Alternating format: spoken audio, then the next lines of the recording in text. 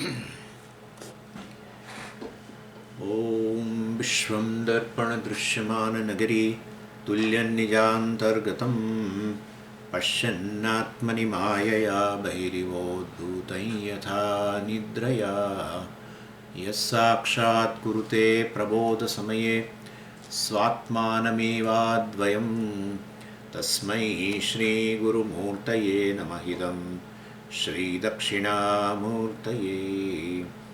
बीजस्यान्तरिवाङ्कुरो जगदिदं प्राङ्निर्विकल्पं पुनः मायाकल्पितदेशकालकलना वैचित्रचित्रीकृतं मायावीव विजृम्भयत्यपि महायोगी वयस्वेच्छया तस्मै श्रीगुरुमूर्तये नमः इदं श्रीदक्षिणामूर्तये। तस्मै श्रीगुरुमूर्तये नमः इदं श्रीदक्षिणामूर्तये। ॐ सहना भवतु सहनौ भुनक्तु सह वीर्यं करवावहै तेजस्विनावधीतमस्तु मा विद्विषावहै। ॐ शान्तिः शान्तिः शान्तिः। सदाशिवसमारम्भां शङ्कराचार्यमध्यमाम् अस्मदाचार्यपर्यन्तां वन्दे गुरुपरम्पराम्। ॐ मंत्र नंबर 3। धनुर्गृहीत्वा उपनिषदं महास्त्रं शरं ह्युपासा निशितं सन्दधीत आयम्य तद्भावगतेन चेतसा लक्ष्यं तदेवाक्षरं सौम्य विद्धि। So the central teaching of all the Upanishad is contained in this second section of the second chapter or second Mundaka of this Upanishad. And to understand this central message, well, we have to remember several important principles of Vedanta and each particular concept, of the Vedanta. And each concept has to be grasped and remembered, because ultimately these all concepts have to be consolidated in order to understand this Aham Brahmasmi. And then then the question arises that generally teacher talks about the principles involved in the Vedanta at a different time. He does not enlisting all the principles together. And therefore it becomes a big responsibility on the student to remember all these profound concepts or principles of the Vedanta.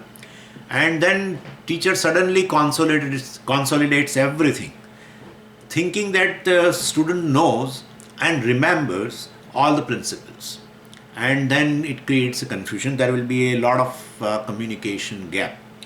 And so, so I thought, let's before go into this third mantra, Dhanur Gruhitva, etc., let's consolidate the principles involved in the Vedanta so that this particular section we can grasp it in totality. So the first concept, which of course I have talked about, but now I am reminding you, and that is this Karan Ishvara is Ekaha, then Saraha, Nityaha and Satyam. So this Karan Ishvara is basically, or the creator, the Ishvara, or Brahman, which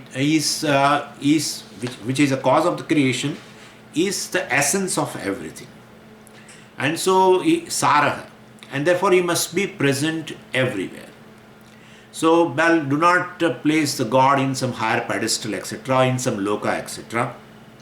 God is the essence, and therefore it is present in everywhere and in everything, because God is the Sara or essence of everything. So it is present everywhere and also in every one of us.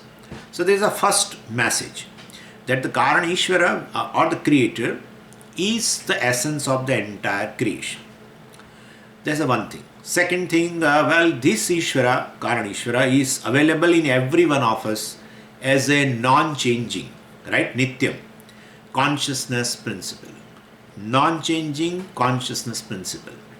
And therefore, the the Ishvara, which is the cause, well, is available in every one of us.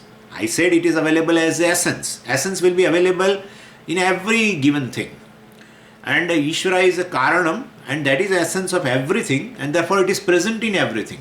And therefore that Karana Ishvara, which is the essence, present in everything, is present in this name and form also, as the essence.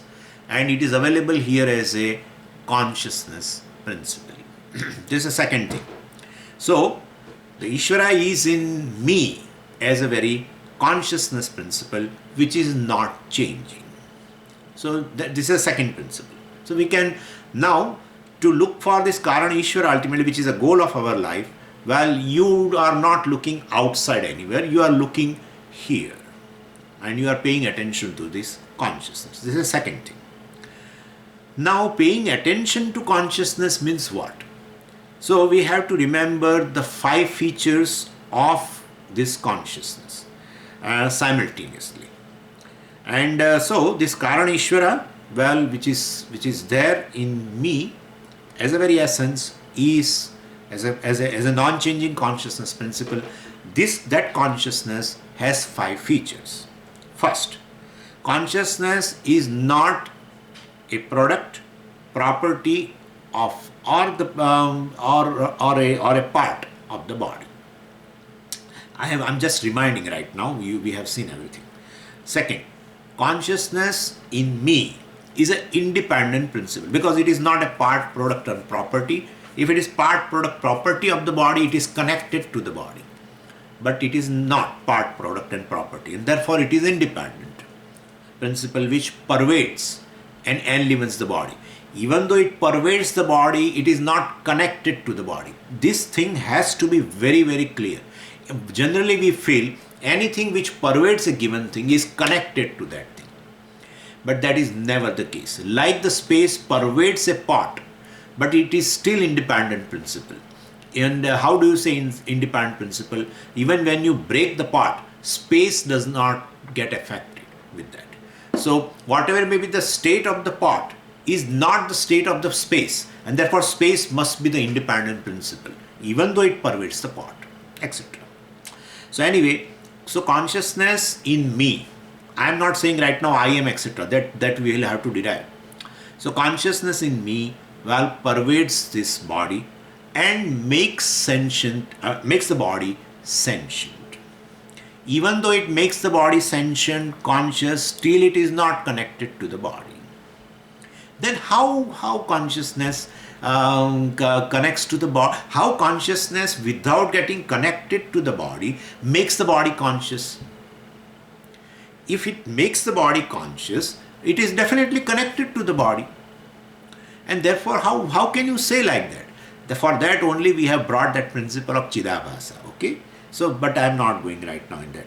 So, third thing, consciousness is not limited by the boundaries of the body, because independent. And therefore, let the boundary of a body may be anything, maybe 5 feet, this and that, and etc., whatever. But since that is an independent principle, well, it is not limited by the boundaries of the body. Fourth, consciousness survives even after body collapses, body dies away, etc. So definitely being independent principles, whatever happens to the body does not happen to the consciousness. So this consciousness, and the fifth principle also is there, that consciousness definitely will be recognized as consciousness when it manifests. It manifests in the body. Otherwise, you will not be able to. So, body is not there. Definitely, you will not be able to recognize it, right? And so, this is one thing. So conscious, and now, so these are the principles. So now, now let's further consolidate all these things. So I look upon myself as a body, that is okay. But Vedanta has introduced that this body has consciousness now. Which consciousness? That consciousness which is non-changing and which is the essence of everything, which is the Karanam of everything. That Karanam of everything cause of everything, that is Ishvara, which is essence of everything, is available in the body as consciousness, which has these 5 features. So I am body with consciousness. Clear? I am body with the consciousness. Okay. And now, okay, so once I remember that, and that consciousness is basically that Ishvara, Jagat Karanam, so I can say I am the body with Ishvara. With the consciousness means with Bhagavan in me, with Ishvara in me, I can say like that. Like, you know, the Deho Devalayah Proktaha, Jivo Devas Sanatanaha. This Deha is a Devalaya, is a temple in which, well, this Ishvara resides. Okay, so this is the thing. So I am body with the consciousness, and consciousness being Bhagavan or Ishvara, I am body with Bhagavan inside. And so in how many bodies? In every body, definitely Bhagavan is residing, irrespective of the type of body, irrespective of the type of the mind, type of the thoughts, irrespective of anything. Well, Karanam is helplessly in every karyam as a very essence, and so Bhagavan has to be present in everyone, including me. And therefore, whether he's a terrorist or whether he's a saint, so well, basically, I am the body with Karana Ishvara in me. Or I am conscious, I am the body with consciousness in me. Either way. So, but that consciousness is a Karana Ishvara. Now, Vedanta goes one step further, which is the crucial thing. Most crucial thing is this. This much, you know, is is not difficult to understand for us. This much, but this particular step now, which is a profound principle of Vedanta, is little deeper and little difficult to swallow also. Anyway, what is that? I am body with the consciousness. That means I primarily is taken as the body. I is taken as the body. I am equating myself with the body, and then I am saying in this body there is a Ishvara or consciousness. Now Vedanta is asking us to pay attention to this particular statement. Which statement? I am the body with Ishvara or with consciousness. Vedanta asks, well, should we say I am the body with consciousness, or should we reverse the order? That I am the consciousness with the body. I am the body with the consciousness is a true statement, or I am the consciousness with body is a true statement. Vedanta says better analyze it before you conclude.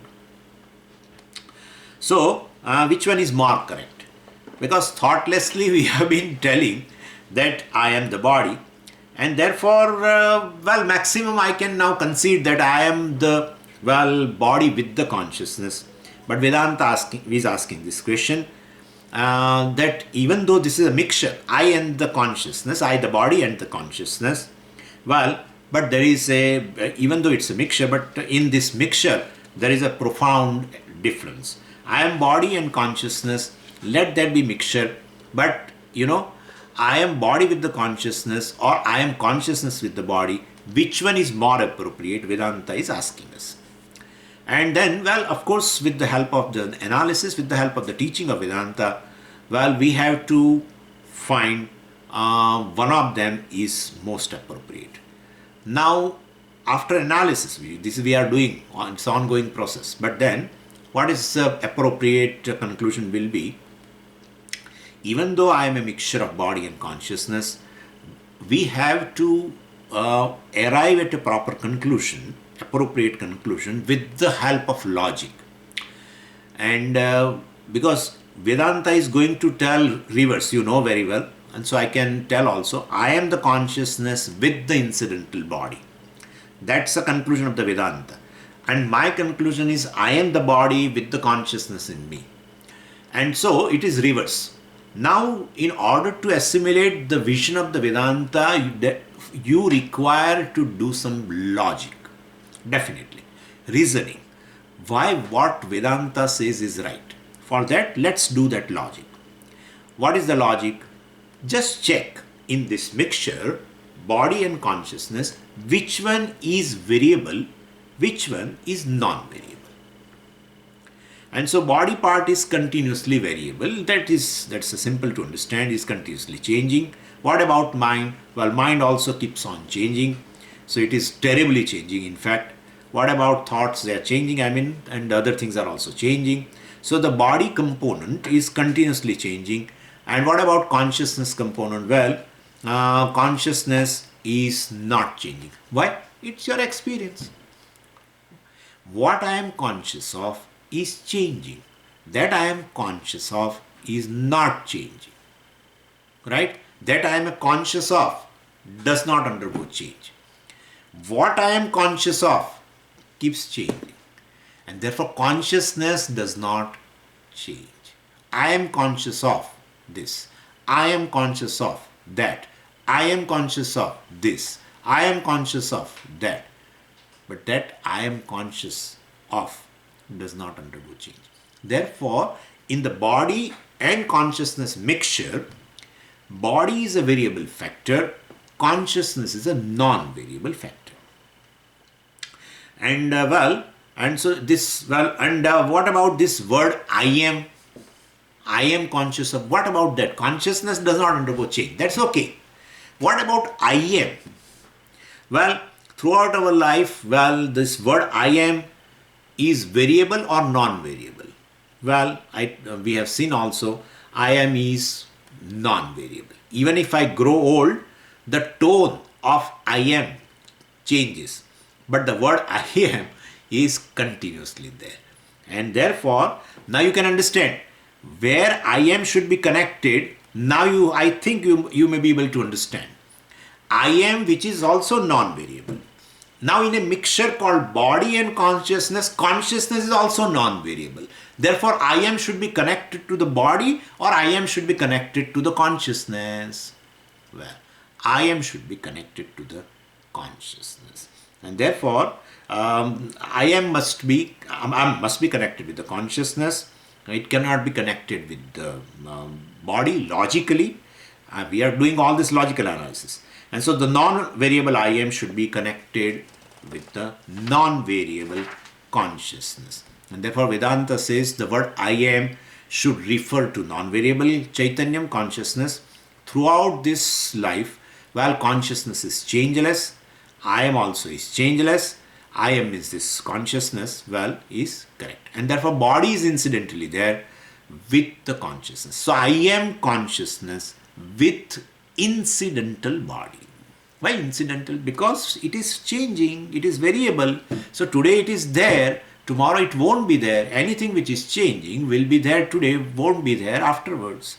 And therefore this is Anvaya Vyatireka also, where we can take that way. But anyway, so I am consciousness, non-variable, eternal consciousness, permanent consciousness with incidental body. I am not a mortal body with eternal consciousness, but I am the eternal consciousness.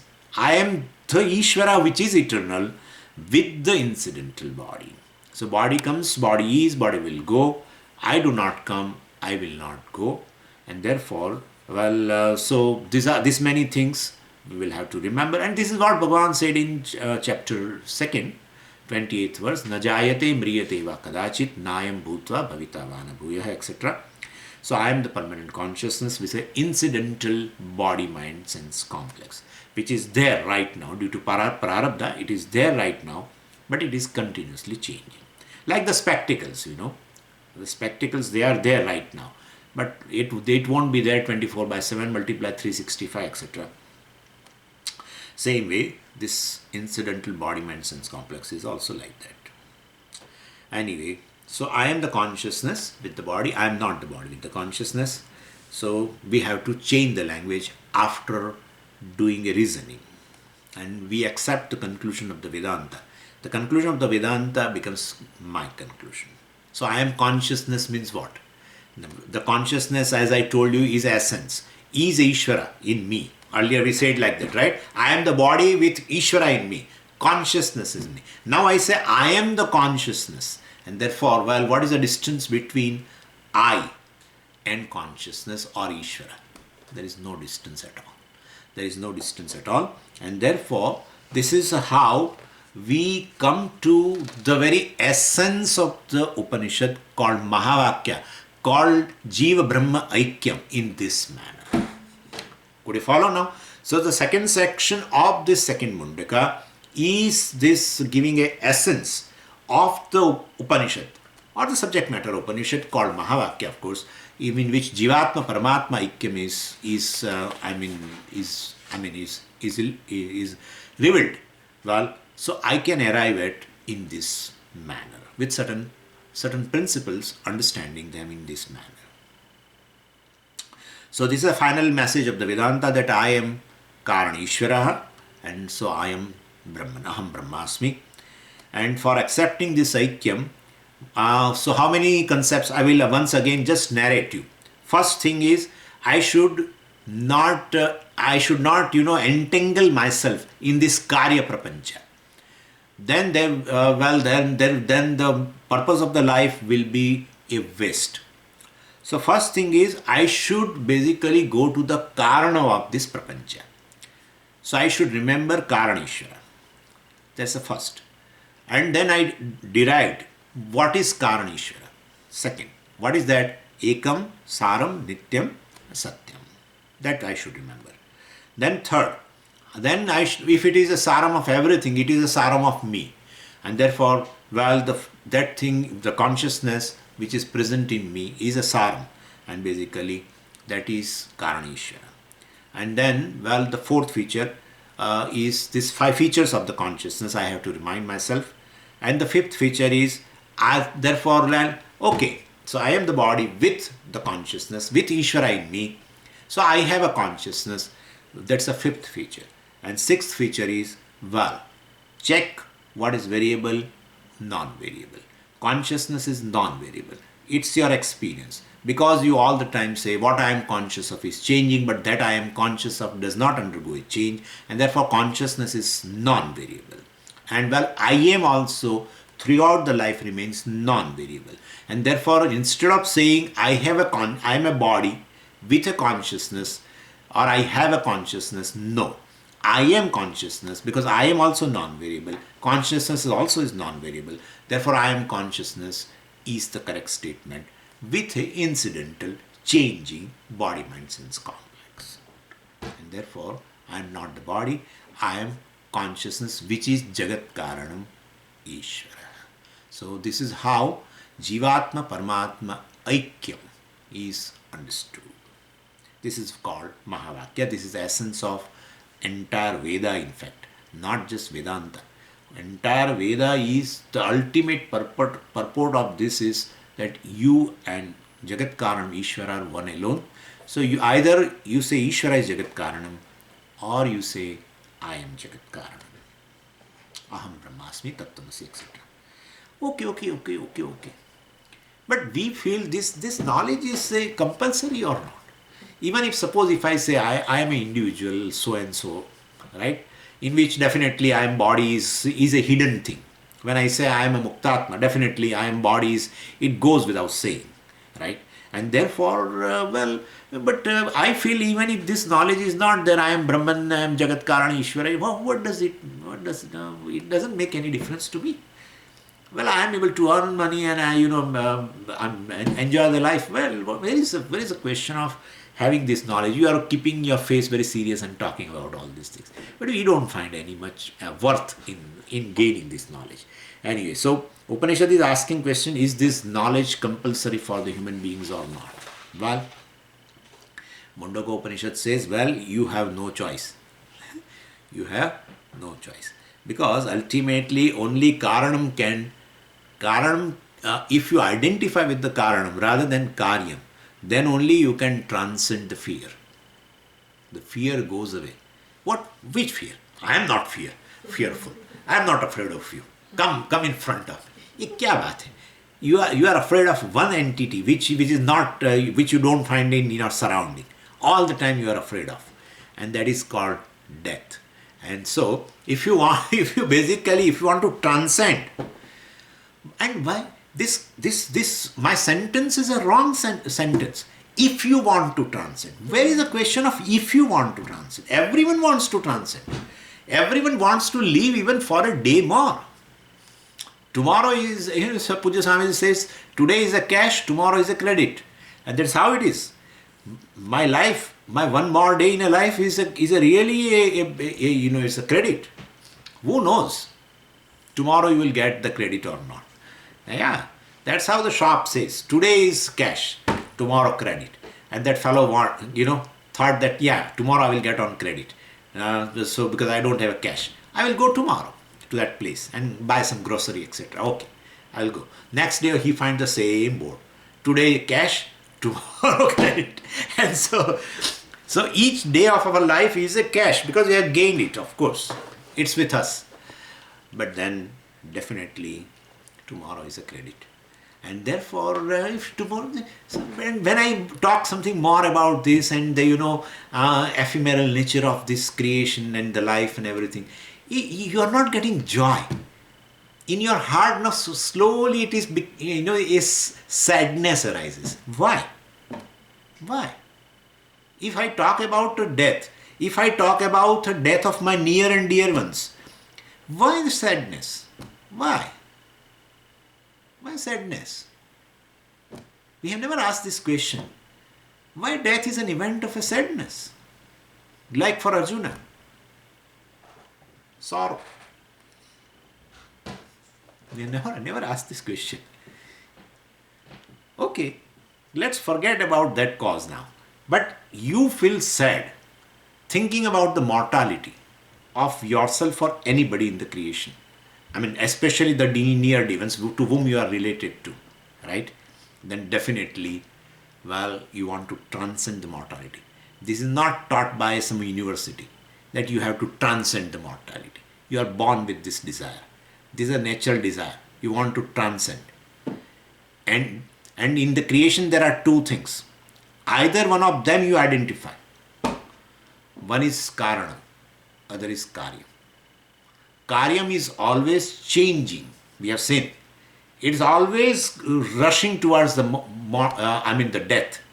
Every moment it is a death. In fact, every moment is a death. Don't think death means it becomes totally non-existent. The previous state dies and the next state arises. That's a birth. And therefore, definitely, if you identify with this Karya Prapancha, names and forms, or the world, basically, you remain mortal. You will think you are mortal. And if you identify with the Karanam, Karanam is basically compared to Karyam, Karanam is beyond time. It's non-changing. We have seen also. If you identify with that, if you understand that Karana Ishvara is you, not Karana Ishvara becomes immortal. He is immortal. You will drop your notion that you are mortal. That's all it is. Now tell me, your heart is constantly seeking this, constantly seeking the immortality. This knowledge alone will give you rather immortality. So fear of the mortality and the consequent insecurity, everything is this samsara. And definitely one wants to get away from this samsara, and therefore you have no choice.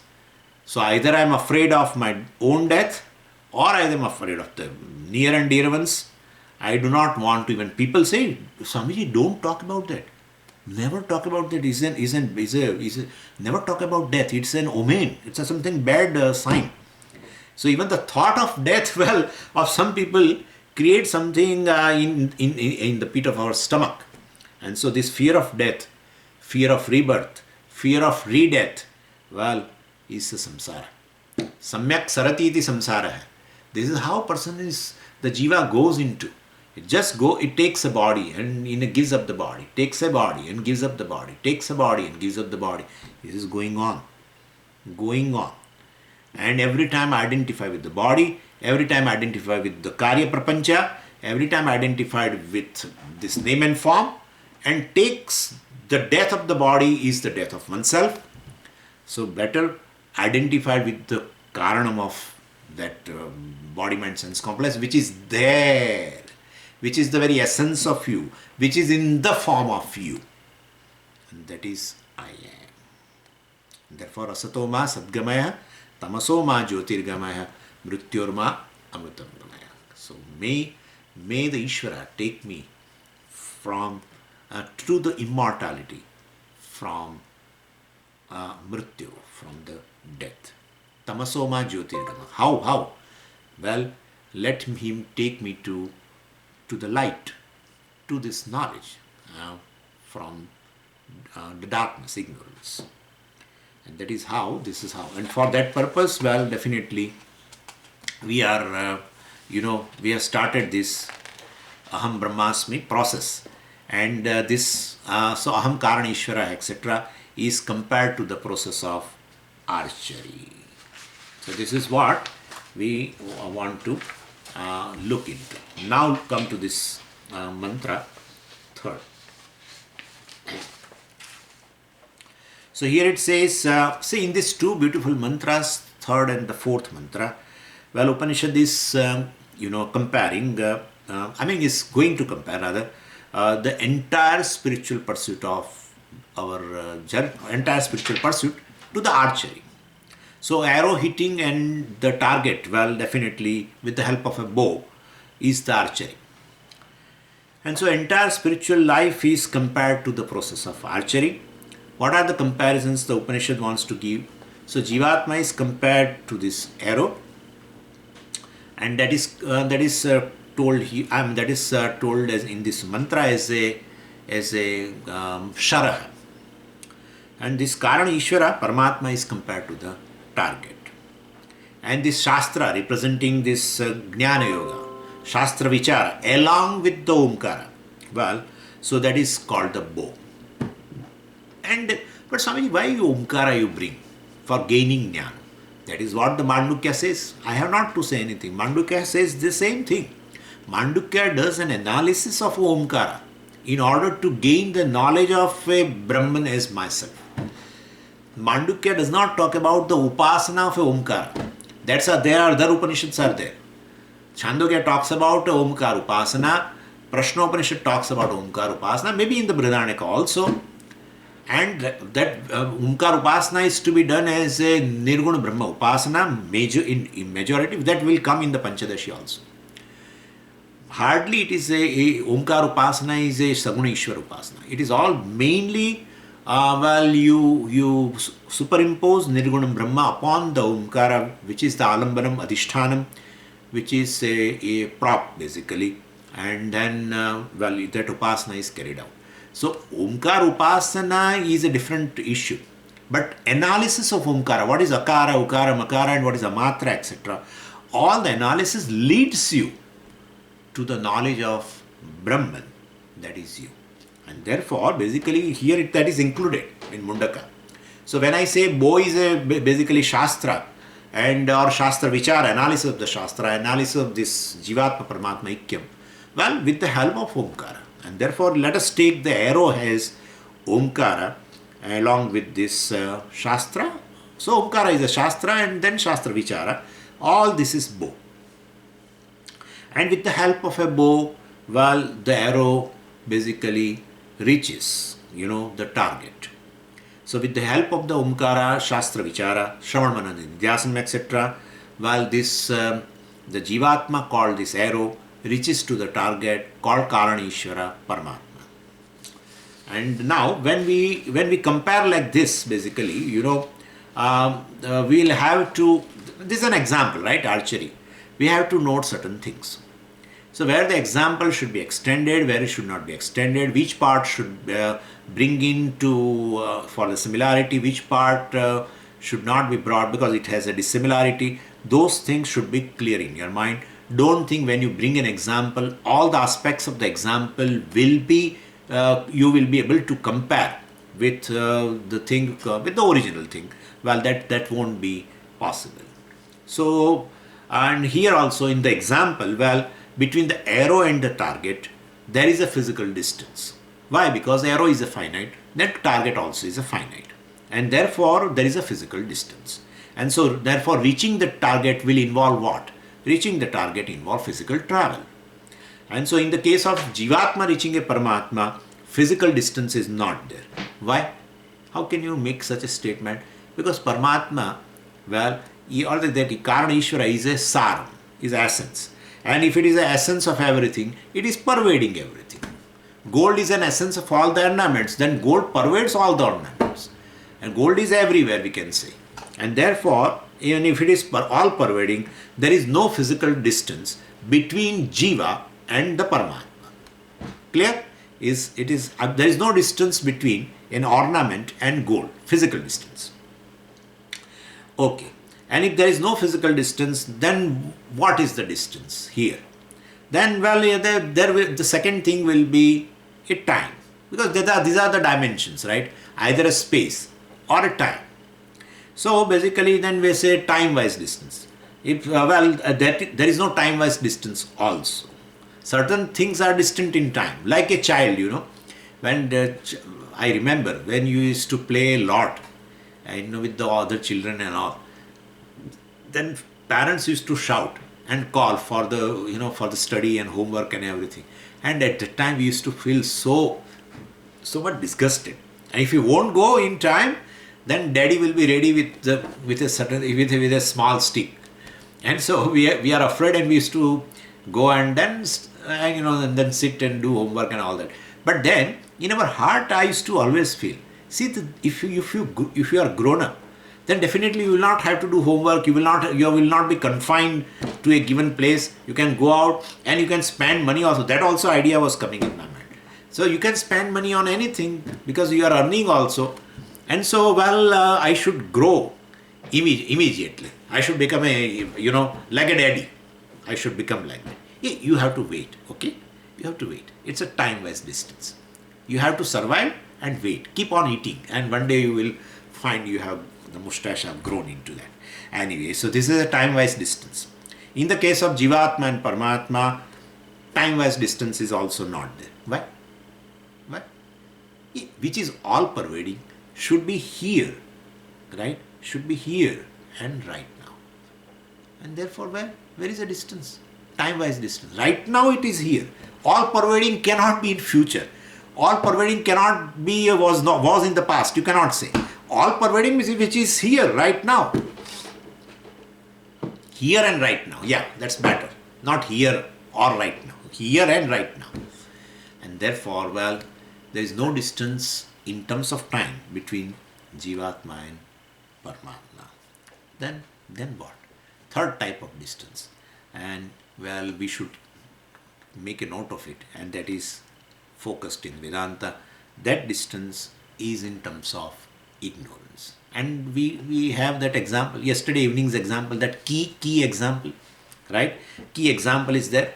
I got a key, and somehow it was in my pocket and without keychain. And I wanted that key now, but I could not find in my pocket. And now key has become a target. And it was in a pocket. And therefore, what is the distance between a key, the target, and you, the seeker? What is the distance between the seeker and the sought? Key is the sought. You are the seeker. What is the distance? There is no distance. There is no physical distance. There is no time-wise distance also. Right? But because of ignorance, a distance is created between the sought key and you, the seeker. And therefore, then you create so much of fuss anyway. So, ultimately you find with yourself. So once you know that, it is with me, that's enough. So that ignorance has gone. That key is lost. That key is somewhere else, etc. That is gone. So, so the emphasis is there is a third type of distance between the seeker and sought, and that is in terms of ignorance. And so first type of a distance, which is we call as a spatial distance in terms of space. Second type of distance is a temporal or a time-wise distance, and third type of distance is a ignorance, in terms of ignorance. And Bhashyakara also uses the word ajnana vyavahitaha. Vyavahitaha means a distant. So a seeker, that Jivatma, and the sought Paramatma, Karaneshwar, etc. The distance between them is in the form of ignorance. And when the distance is caused by this ignorance, how do you reach the goal? How do you remove the distance, spatial distance? Well, spatial distance is removed by traveling. Time-wise distance is removed by waiting, surviving, and the distance in terms of ignorance is removed by knowing, right? And therefore, so knowing removes the distance between the seeker and sought, between Jivatma and Paramatma. And how to know that? Well, we say knowing requires basically an instrument of knowing, and which is basically a Shastra. Shastra does a job. Always Pramana does a job. People used to ask this kind of question, that who knows that I am Brahmasmi?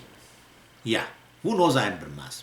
If you say you know yourself as a Brahman, that's not possible. They are right, in fact. I will be the knower also, and I will be the known also. Is not possible.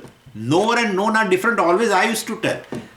Right? The knower is also Brahman, and known also is Brahman. It is not possible.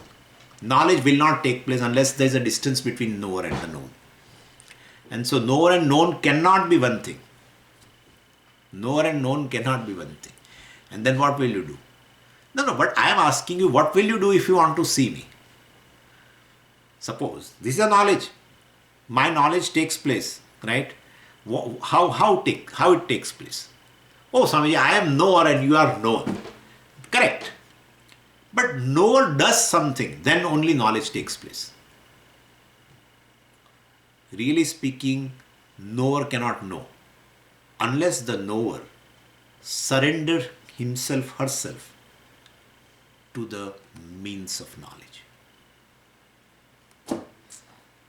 This is the thing not understood by most of the ashramas, which Pujya Swamiji used to emphasize this.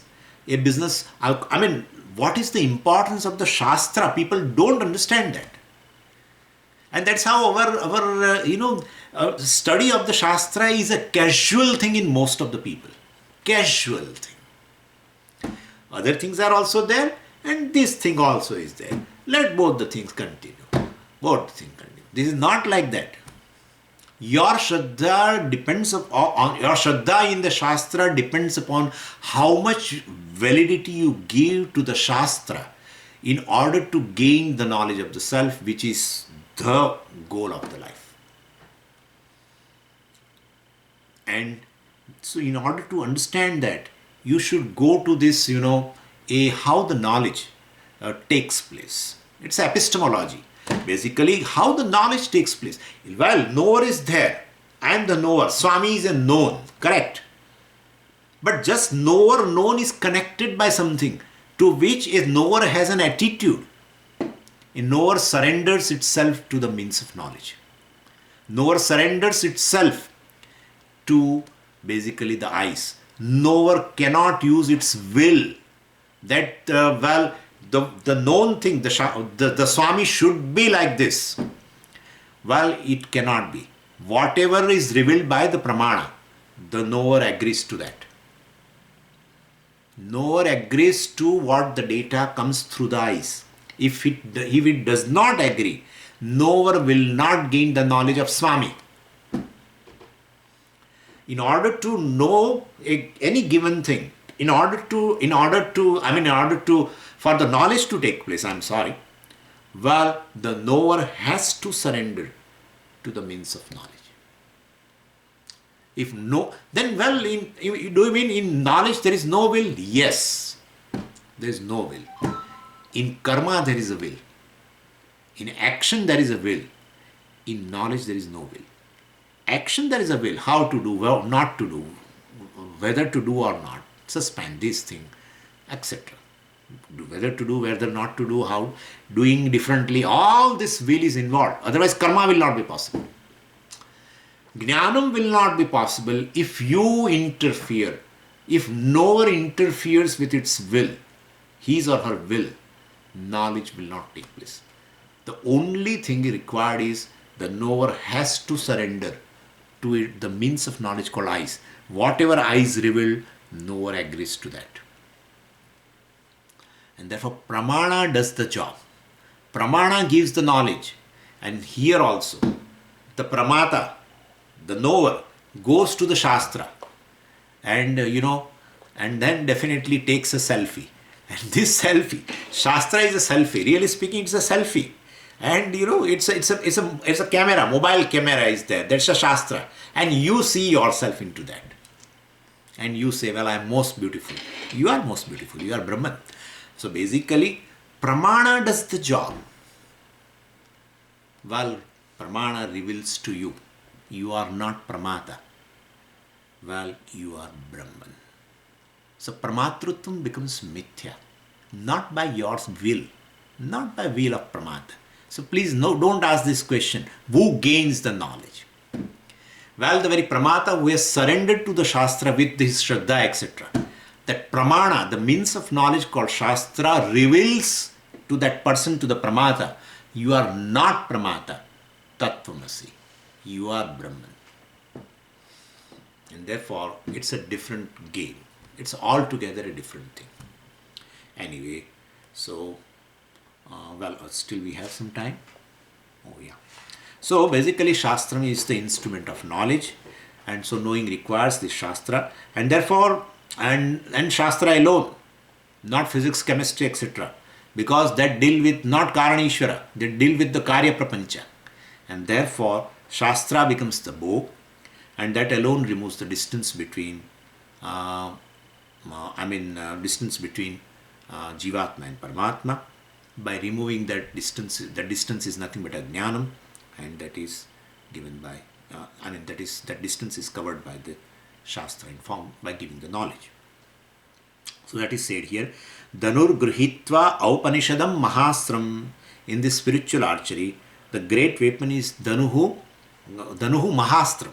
Well, this great weapon called Dhan means bow, and it is Aupanishadam Mahastram, means it is in the form of a teaching of the Upanishad, and so, and later it is going to be presented in the next mantra as a very Omkara.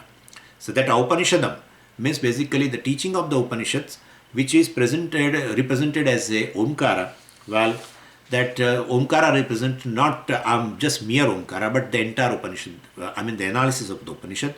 Gruhitva, may you take to the Shastra Vichara, which is a bow. And what is the arrow? Arrow is this Jivatma. And well, so may you fix to the inquiry, Jivatma Rupa Sharam, and well, Sandadita means may you connect yourself to this Shastra Vichara. You are the Jivatma, while you place yourself on the bow in order to reach the target called Paramatma. And now, something else I will want to cover here. So this is what the Jnana Kandam or Upanishad is basically, and the ritualistic portion of the earlier section of the Veda is much different compared to this.